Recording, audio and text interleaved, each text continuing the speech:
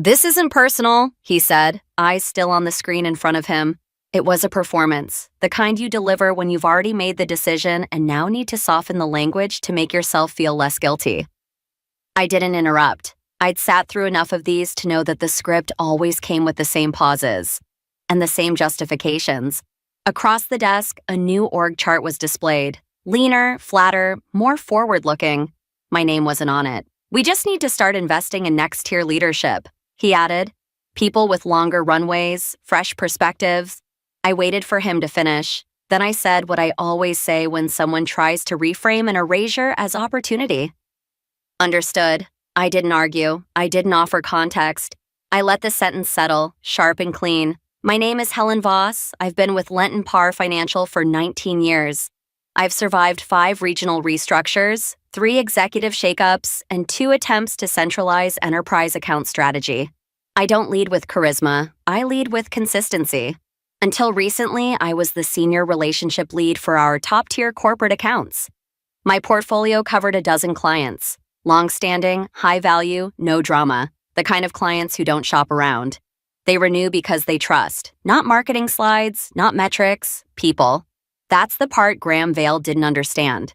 He's new, 42, fast, fresh from another division where performance came in bursts, not over decades. The kind of leader who believes succession planning is about optics, not timing. So when he was promoted to lead our division, his first move wasn't to learn the structure. It was to replace its face. He brought in someone immediately, Jacob Liu, early 30s, ambitious, courteous in public. The kind of employee who introduces himself in meetings as here to learn but starts rewriting the notes halfway through. I was told, without request or consultation, that Jacob would begin shadowing me. The email read, "To ensure long-term continuity, we'd love to have Jacob start absorbing key client rhythms. Let's ease the transition while you move into a more strategic role." I read it twice. There was no role, just the word, no clarity on what strategic meant. No revised scope, no briefing, just a polite nudge off the main track. From that week on, Jacob began joining calls, offering summaries, smiling through silences he didn't yet understand. I said little. Clients weren't rude, but they hesitated more. One of them, Ellen from Delvright Logistics, sent me a note after a meeting Jacob had led. "Is this a permanent handoff? Just want to be sure before we finalize Q4?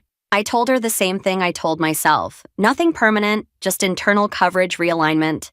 But I knew what it was. I wasn't being phased out of relevance. I was being quietly removed from visibility. 2 weeks later, I logged into the internal dashboard and saw it clearly. Revenue lines intact, but my name was missing from the relationship column. Still delivering, just not counted. They hadn't changed the system, just the story. Emily showed up at my desk just after 9 the next morning, holding a yellow legal pad like it might shield her from what she'd just been handed. "I just want to make sure I don't miss anything in the Lucentis handover," she said, voice polite, almost apologetic. Her eyes didn't quite meet mine. She was nervous, and she should have been, not because she wasn't capable. She was, bright, coachable, well-spoken in the right rooms. But she was about to find out the difference between inheriting an account and truly owning one. And Lucentis wasn't the kind of client that transferred well on paper. I slid a folder across the desk, clean, structured, labeled. Inside, she'd find delivery schedules, contact hierarchies, known political dynamics, risk tolerances, and escalation trees. Every piece she'd need to feel equipped. Every visible artifact that could help her simulate control. But it wasn't everything, not the parts that mattered. Because the reason Lucentis stayed wasn't stored in Confluence. It wasn't embedded in the CRM or marked in any strategy memo. It lived in behavioral patterns, in restraint, in memory. The kind you earn over time and never talk about out loud. Like how they don't answer questions they don't want to commit to, or how silence in the second half of a call usually signals misalignment they won't name, but expect you to sense. Like the fact that 2 years ago, when they quietly changed their legal team mid-contract, I caught it without a word, adjusted the scope accordingly, and sent an updated version for their eyes only. They remembered that. It built something Emily wouldn't see, not because she lacked intelligence, but because she hadn't been there to witness the spaces between formal requests. She thanked me, said she'd follow up after her intro call, and I nodded. "Watch phase 3, I told her. They don't like being asked to commit to things they didn't initiate. She smiled, grateful, and scribbled the note. But she didn't ask why. And she didn't ask what had happened the last time someone tried to lead Lucentis into a decision they hadn't signaled interest in. That kind of history can't be taught. It's absorbed, or it's missed entirely. That afternoon, I cleared the remainder of my internal calendar, training calls, cross-department check-ins, mentorship sessions. I marked all of them complete, not as protest, but as signal. My shift had already begun. That night, I stayed late, not for handoffs, but for myself. The Phase 0 folder, long dormant, came back to life. The prototype was still there, a lean model for client-side strategic retention services. A structure built not to scale quickly, but to last where most firms folded under noise. I cleaned it up, drafted a tighter version, updated the revenue scenario. The model didn't need to be perfect yet, it just needed to breathe again. 3 days later, I met with someone I trusted, a dev I'd once worked with on a pilot project that never got funded. Over a bottle of wine, we mapped out a soft launch infrastructure. By Sunday, I had a brand name. By Monday, I'd purchased the domain. Voss & Coney Strategic Retention. Built quiet, held steady. Noah hadn't checked in, Emily hadn't called, Lucentis hadn't said a word. But I'd been in this game long enough to understand silence. It doesn't mean they're content. It means they're watching. And the next time someone fails to hear it for what it is, the space left behind won't wait to be filled. The moment I stopped fighting for space, I started reclaiming time. Time I used to spend double-checking account dashboards. Time I used to waste preparing talking points for people who didn't understand the silence was the message. Time I used to give freely to a structure that never once asked itself why things worked. Only who they should be handed to next. I repurposed that time. First, I reached out to Lauren, a back-end dev I trusted. We'd worked together briefly 3 years ago, building a compliance buffer engine for a short-lived pilot. The project failed. Her infrastructure didn't. She remembered the way I worked. Quiet, exact, low drama. We met in a dim cafe downtown, the kind where no one wore badges and laptops didn't signal hustle culture. I opened the laptop and showed her the early mock-up. Lightweight, flexible, retention first, not a full platform. Not yet, just a controlled environment for high-value clients that didn't want to be managed. Only remembered, she didn't ask if I had funding. She asked when I needed it working. We agreed on 2 weeks for the MVP. While she started building, I started pulling away. Not loudly, not by deleting files or requesting offboarding calls, but through small surgical moves, each one designed to sever a dependency without drawing blood. I extracted my personal workflows out of internal tools and rebuilt them in a private workspace. I stopped posting in shared channels unless I was directly tagged. I responded to inquiries with efficiency, but no initiative. And most critically, I removed myself from any conversation where strategy met ambiguity. That's where they'd feel my absence first.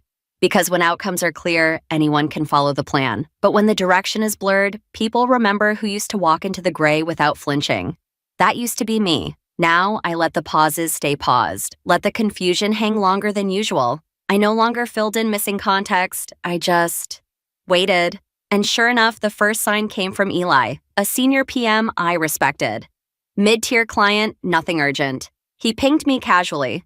Hey, just checking, did you have a logic model for the renewal framework Lucentis used? Emily says it's in the deck, but it's not lining up. I answered with a single sentence. It wasn't in the deck, it was in how the budget discussion was sequenced. He didn't reply, because that wasn't a response for a Slack thread. That was a reminder of the difference between a handover and a transfer of trust. Around the same time, I quietly registered the LLC. Didn't announce, didn't celebrate, but I felt it, that shift. Not emotional, not triumphant, just clear. The kind of clarity that returns when you stop performing for people who never asked the right questions in the first place. Inside the company, my presence began to blur. On paper, I was still there, still responding, still visible, but I'd stopped offering things they didn't know they needed, and outside that paper, something was forming. Sharper, leaner, mine. It didn't need fanfare, just enough distance to breathe, and space to grow in the silence they mistook for surrender. I didn't pitch, I didn't position, and I didn't frame my departure as a loss. I simply made sure the people who trusted me the most weren't the last to know I wouldn't be staying. Torilyn was the first. We'd worked together for almost 5 years. A legacy client, quiet, precise, allergic to volatility. They never overpraised, But they never left, and they noticed everything. I messaged Mira, their strategic lead. Transitioning out of current structure, not urgent, just thought you'd appreciate hearing it directly. That was all. No attachments, no narrative, no tone. She didn't respond right away. 2 days later, she sent back a single line. We always knew who made things steady. I didn't follow up because when someone answers like that, you don't chase. You let them process, and if they need you, they'll find the door you just left slightly open. I reached out to 2 other clients the same week, both of them smaller, both of them unglamorous, but fiercely loyal. The kind of clients who didn't chase buzzwords, who valued consistency over creativity. The kind that rarely say much, but never forget who solved their crisis when no one else was looking. I didn't offer packages, didn't say I was launching, just let them know I wouldn't be part of their renewal cycles going forward. One of them replied within the hour, do we follow the contract or the person who made it livable? I let that sit for a day before I answered, the contract ends in Q2, but the relationship doesn't have to. That was enough. No pressure, no negotiation, just space, clean, intentional, for them to make their own moves. Back inside the company, the silence around me was starting to shift. Not louder, just tighter. Emily, now fully seated in the Lucentis account, began asking more technical questions. Her Slack messages were cordial but increasingly frantic. Hey, do you remember which intake form Lucentis used for pre-rollout budgeting? I can't find a version that matches the last numbers. I answered what was fair. I pointed to what was documented. But I didn't add the layer she was looking for, because she didn't know what she didn't know, and what she needed now was intuition. But intuition isn't inherited. It's built in spaces where rules don't hold and clients won't repeat themselves. It's not fair to blame her. She didn't ask for the reassignment, but she took it, and that made it hers. I saw Noah in the hallway once. He nodded like nothing had changed. To him, nothing had. The account hadn't been lost. The metrics were still green, but there's a gap between green and good, and the first signs of decay are never in the dashboards. They start in the timing of replies. In the subtle shift of tone when clients stop asking clarifying questions and start making assumptions, quiet ones that don't come with warning. In that space, I continued building. The prototype was now functional. Lauren's team had connected the intake engine and built out the first compliance guardrail. We weren't market ready, but we were real. And more importantly, we weren't invisible. 2 clients had already asked to see the model. I hadn't shown it yet, but I could feel the pull. It wasn't momentum, it was alignment. The kind of movement that doesn't make noise until someone looks back and realizes how far you've already gone. The first client didn't ask for a pitch, they didn't ask for a proposal, or a call, or a walkthrough, they just sent an email. Subject line, testing access. Inside, 2 lines. We've reviewed your new structure, we'd like to migrate Q3 work streams, quietly if possible. That was it. Kepler, my smallest but most reliable client, annual value under $600K. But their influence, subtle, sharp, and networked. They were the kind of client people underestimated until they started introducing you to everyone else. I didn't celebrate, didn't alert anyone, just confirmed the handoff window and sent over the base service agreement. Lightweight, no clause inflation, no sales language, just clean, quiet execution. By Friday, they'd transferred 2 vendor permissions to my new platform. It didn't even make a ripple inside the company. Kepler had always operated a bit separately. Emily never touched them. Noah didn't know who their CFO was. But I knew, and now they were gone. I archived their old folder, marked it handled outside, and moved on. 2 days later, Mira from Torilon sent a message. Is your sandbox formal yet? I replied, depends on who's asking.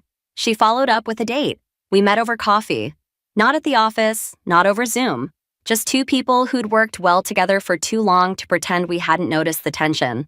Mira didn't name Emily, didn't complain, didn't ask for a roadmap. She just said, your silence has been clarifying.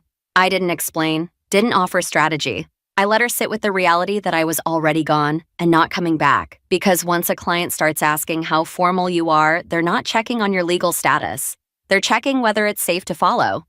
At the same time, back inside the company, Emily started escalating questions she never would have asked 2 months ago. Lucentis is saying the pre-rollout tracker isn't aligned to their fiscal. Is that new? It wasn't. They'd always expected fiscal shift logic, but no one had documented it. They trusted me to adjust it before they had to say it. Now, they were saying it, which meant they were no longer trusting. They were managing. That's the beginning of the end. When a client stops being your partner and starts watching you like a vendor. Noah still hadn't reached out, but someone in finance pinged me late Thursday. Quick question, Lucentis numbers this quarter seem light. Any idea if they're scaling back? I stared at the message longer than I needed to. Then I wrote back, could be timing, could be something else. Because it was something else, something they hadn't noticed until now. Lucentis was still listed as active, still counted toward projected Q3 revenue, still treated as a given, but the only thing they were actually giving was time. And even that was starting to feel borrowed. Lucentis didn't make an announcement. They didn't raise concerns or request executive alignment. There was no flagged issue, no formal notice, no confrontation. They simply began to disappear. It started with timing. The quarterly review, typically confirmed 2 weeks in advance, was pushed once. Client-side prioritization. Then again. Finally marked as tentative with no reschedule. The agenda, already prepared and shared, was left unopened for days. The feedback loop, once sharp and punctual, began to stretch. Response windows widened. Replies became shorter, colder, fewer. Emily kept sending follow-ups. Her tone shifted slightly with each one, polite at first, then concerned, and finally a shade too eager, a little too rehearsed. By the third message, she copied Noah, perhaps hoping the presence of authority would signal seriousness. It didn't. Inside the firm, nothing seemed wrong. Dashboards still displayed active status. Contracts were still within term. The numbers hadn't dropped yet. On paper, the account remained intact. But anyone who had truly managed a high-trust client before would have seen it. This wasn't decline, it was distancing. Lucentis wasn't questioning deliverables. They were observing character. And character, once misread, rarely earns a second look. No one mentioned it directly. Emily made small comments in passing about client bandwidth, about external pressures, about shifting tone she couldn't quite quantify. I listened, but offered nothing. There was nothing more to offer. She had everything she asked for, except the one thing that had never been written down. Behavioral context. Lucentis had always operated in quiet patterns. Their approval never came in enthusiastic bursts. It showed in rhythm in how fast they responded to detail and whether they asked clarifying questions. When that rhythm broke, it didn't mean disagreement. It meant disconnection. And when they stopped asking questions altogether, they weren't pausing. They were detaching. Noah, sensing the change but not understanding it, tried to take a softer approach. He approached me one afternoon, casually, alone. He asked what I thought, what I sensed, what I'd do. I answered with care, but with distance. I told him they were likely waiting to see whether the thing they'd trusted could be replicated. And if it couldn't, they wouldn't correct us. They would just vanish. He nodded slowly, the way people do when they think they understand nuance, but don't realize that nuance is usually what they've already missed. By the end of that week, I received a message from Mira. It was short, direct, free of branding. There was no formal ask, just a request to revisit continuity outside the current structure. She didn't elaborate. She didn't need to. Her message wasn't a suggestion, it was a signal. A client like Lucentis never leaves in a storm. They walk quietly long before the storm starts, because they no longer believe the structure is worth repairing. That night, I archived everything: project files, chat history, internal notes. I removed my presence from every folder that once bore my signature. The server would still carry the data, but not the tone, not the weight behind the process. The muscle memory was gone. Emily never asked why I'd cleared out. Noah didn't bring it up again. The team assumed things were still in motion, but momentum and retention are not the same thing. And as Lucentis pulled further into silence, it became clear. They weren't asking to be convinced. They were waiting to be free. The contract didn't expire. It didn't breach. It wasn't lost in negotiation or tangled in pricing. Lucentis simply walked away. They sent the termination through legal, clean, structured, unemotional. A formal withdrawal of Phase 2 deliverables, citing internal strategic redirection. No feedback, no complaints, no ask to repair. The kind of exit that doesn't slam the door but leaves it slightly open, just enough for us to feel the air leaving without knowing when it started. Emily saw the notice first. She didn't announce it. She forwarded it to Noah. 1 hour later, he forwarded it to the executive team. 2 hours after that, the client revenue sheet for Q3 had a red line through $5.2 million. No one said my name. But the way people moved in the office that day told me enough. They were doing what people always do when something big fails without a single visible fracture. They scanned the system for cracks, hoping the answer was structural. They checked the tech stack, the handoff notes, the engagement cadence, the CRM logs, everything was there. Except presence. Except memory. Except the one human variable they never bothered to track because they assumed it wasn't scalable. Trust management. For the first time since Noah arrived, he looked uncertain. His posture changed, less composed, more compressed. He started replying to emails faster, using more bullet points. He asked for numbers no one had questioned in years. When the board requested a review of all Tier 1 account stability, Noah gave them what he had. Documents, decks, a list of talking points Emily had been coached to present. What he couldn't give them was assurance, because assurance had never been in the slide decks. It had walked out 6 weeks earlier, quietly, without confrontation, and they had all watched it go, believing the outline it left behind would be enough to carry its weight. It wasn't. That week, I saw the company shift from confident to careful. Team meetings took longer, approval slowed, people stopped using phrases like predictable revenue. They started using scenario modeling. Lucentis wasn't just a loss in dollars, it was a loss in perceived control, a reminder that something they thought was locked had never really been theirs. I received no message from Noah, no request for insights, no retrospective. But I did notice 2 documents were accessed in my private drive. A historical comp forecast I'd built manually, and a relationship matrix I never officially submitted. They didn't ask for permission, they didn't credit the source. But someone had gone looking, deep enough to acknowledge, if only in silence, that what failed wasn't the system. It was the assumption that the system was ever enough. The CEO's office rarely interfered unless the math stopped making sense. And last week, the math had collapsed, quietly, cleanly, but undeniably. Lucentis had represented more than a fifth of our quarterly revenue forecast. Their contract wasn't just a number, it was a signal, a stabilizer, an unspoken guarantee. When they left without a fight, the message wasn't about dissatisfaction. It was about certainty. They were certain enough to disappear without negotiation. That kind of exit always travels upward. Within 48 hours, the CFO flagged the drop. The board requested a stability review, and the CEO, who had spent the past few quarters preoccupied with investor optics, finally turned his attention inward, toward the people he'd trusted to modernize the account landscape. Noah, for the first time since he arrived, no longer sounded persuasive. His voice was tighter, his updates were less structured. The metrics he once quoted as defense were now being used against him. For every slide he presented, someone on the call had a follow-up. What changed? Who was responsible for this transition? Was the client informed? He had answers, but not the kind that satisfied. They were technically correct. Yes, the transition was documented. Yes, the delivery stayed on track. Yes, the service met SLA. But the question wasn't about service. It was about consequence. Why did a client this consistent vanish without warning? Why hadn't we seen it coming? And more specifically, why was Helen Voss nowhere near the account when it happened? That was the question he couldn't spin. Because the answer required admitting something the system wasn't built to quantify, the absence of a person whose presence had kept things from needing to be measured in the first place. No blame was assigned, not out loud, but there was a pause, deep, long, and telling, after Noah's final slide. It hung over the room like a verdict no one had the authority to speak. That afternoon, I received a calendar request. Not from Noah, not from HR, from the CEO's chief of staff.